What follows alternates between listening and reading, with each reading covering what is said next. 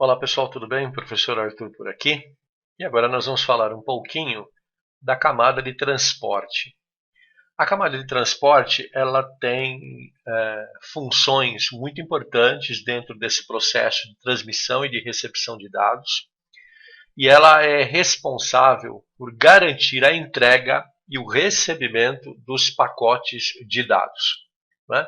A camada de transporte no modelo TCP/IP ela se posiciona aqui entre as camadas de aplicação e de internet. Lembrando que quando você vai transmitir, o fluxo é de cima para baixo.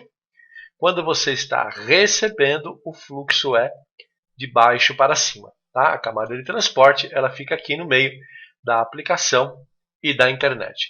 Dentro da camada de transporte, nós temos dois protocolos apenas atuando. O protocolo TCP e o protocolo UDP. Daqui a pouquinho eu apresento as principais características desses dois protocolos. Mas o que esses dois protocolos fazem em linhas gerais, né? O que a camada de transporte é responsável por fazer?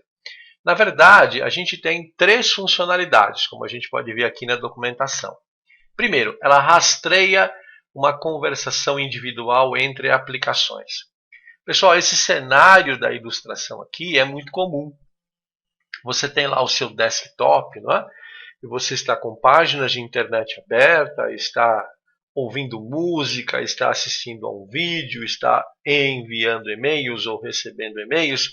Então, a camada de transporte ela é responsável por manter a entrega para cada aplicação de forma separada. Por isso que a gente diz que ela faz o rastreamento da conversação individual. Dados que sejam direcionados à tela do YouTube, por exemplo, são enviados apenas para ela. Dados que compõem um e-mail são trocados apenas com esta funcionalidade. Outra responsabilidade da camada de transporte é segmentar dados e remontar segmentos. Quando você está transmitindo, a camada de transporte é a responsável por pegar os dados da aplicação e segmentá-los. Ela quebra esses dados, ela separa em pacotinhos para entregar para a camada de internet. Quando você está recebendo, a camada de dados ela é responsável por remontar esses segmentos. Tá? A camada de internet entrega todos esses pacotinhos e aí a camada de transporte faz esta reorganização. E por fim, a camada de transporte ela é capaz de identificar as aplicações.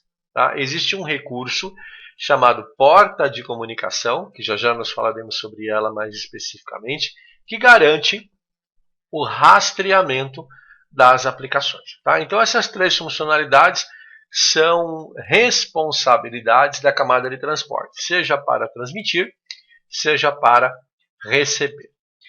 Como eu falei, dois protocolos dentro da camada de transporte, o protocolo TCP e o protocolo UDP. Observe que os dois conversam com várias aplicações diferentes, ok?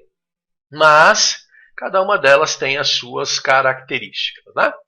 Aqui na figura 2, a gente tem as diferenças principais entre esses elementos.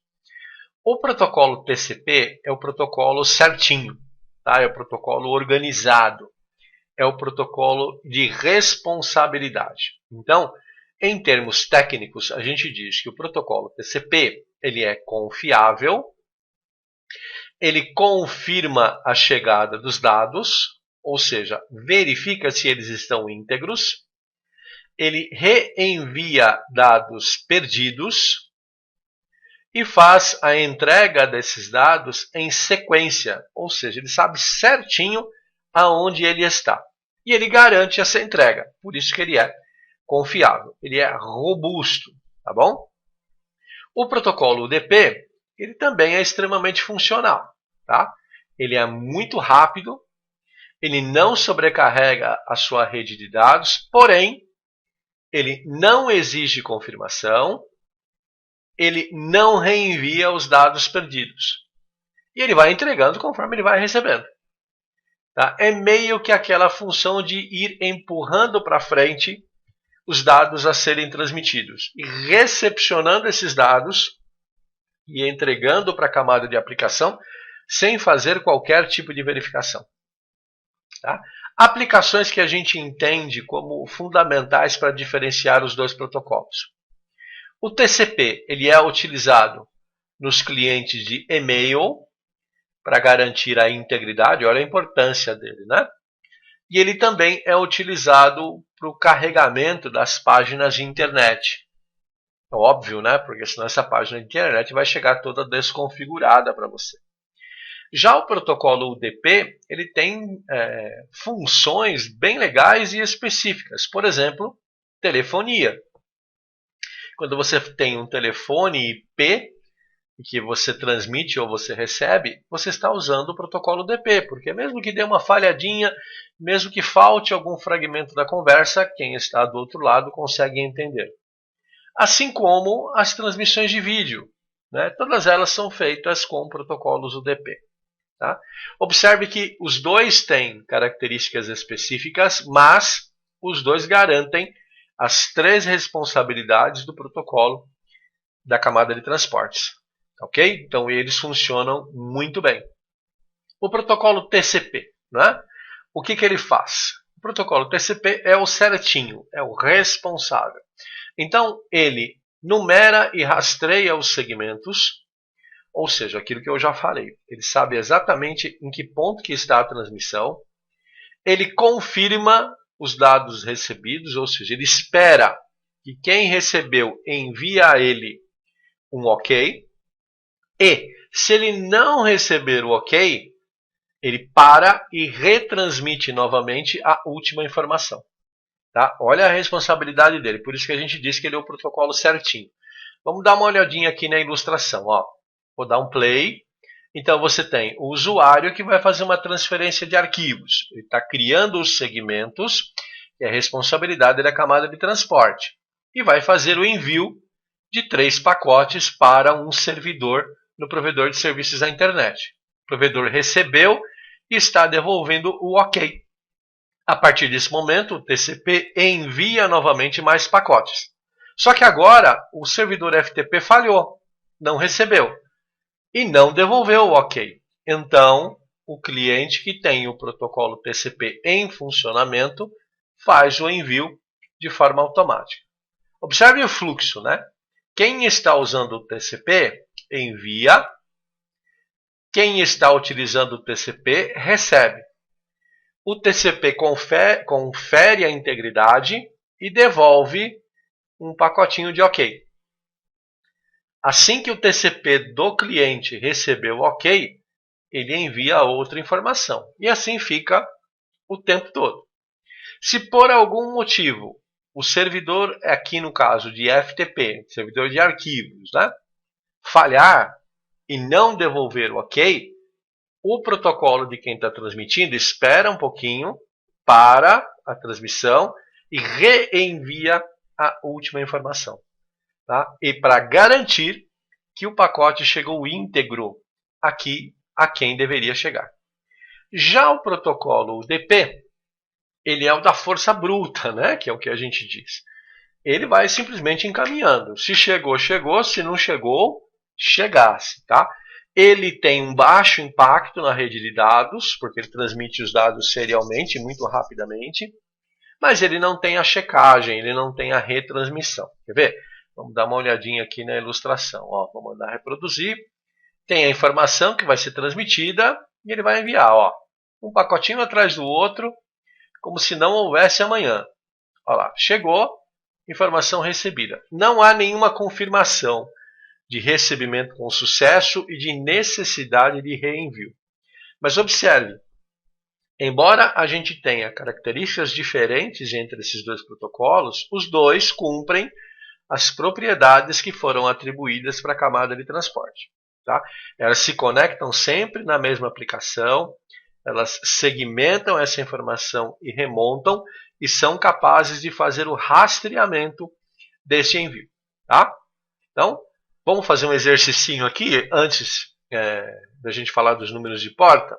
Então vamos lá, olha. O que acontece entre o TCP e o UDP? Qual é o protocolo que não exige confirmação? É o protocolo UDP. Tá?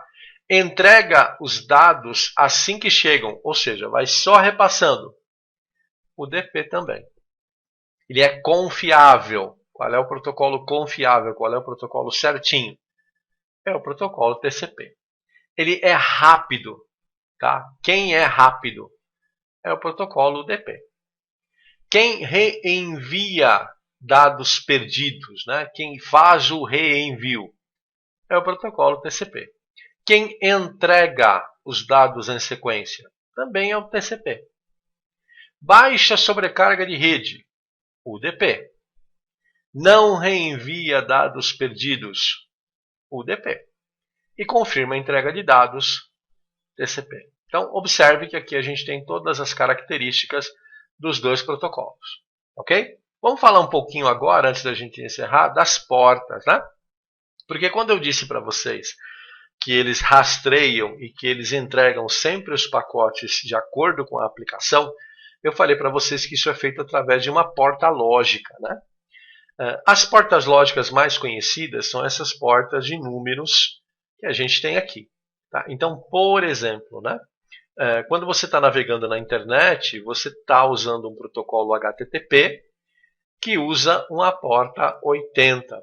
Então, quem está transmitindo leva essa informação para a aplicação de quem está recebendo de que ele deve usar a porta 80.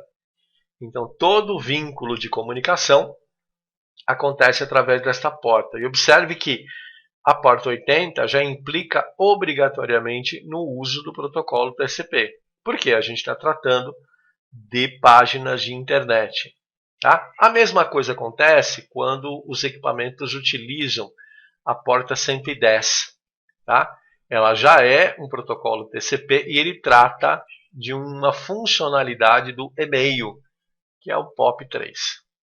Pessoal, observem então que são portas e protocolos específicos para cada tipo de serviço. Um detalhe importante, quando a gente fala porta, a gente conhece aquela porta física, né? A porta USB, porta PS2, mas a gente não está falando disso. A gente está falando de uma porta lógica, que é o protocolo quem cria, quem identifica para fazer a transmissão e a recepção de dados. Tá, okay? Além destas portas já conhecidas, a própria aplicação pode usar outras portas para serviços alternativos, por exemplo, jogos, para transferência de imagens, por exemplo, para o serviço do YouTube, né? Então, são portas específicas que cada computador utiliza, dependendo da sua função que ele vai exercer naquele momento. Mas sempre, quem transmite e quem recebe vai ter a mesma informação, porque o protocolo de transporte vai garantir a entrega. Uma entrega segura, confiável ou simplesmente uma entrega. Tá? Pessoal, em relação à camada de transporte era isso. Em relação aos protocolos que atuam na camada de transporte é isso. Até o próximo vídeo. Fiquem bem. Abraços e até mais.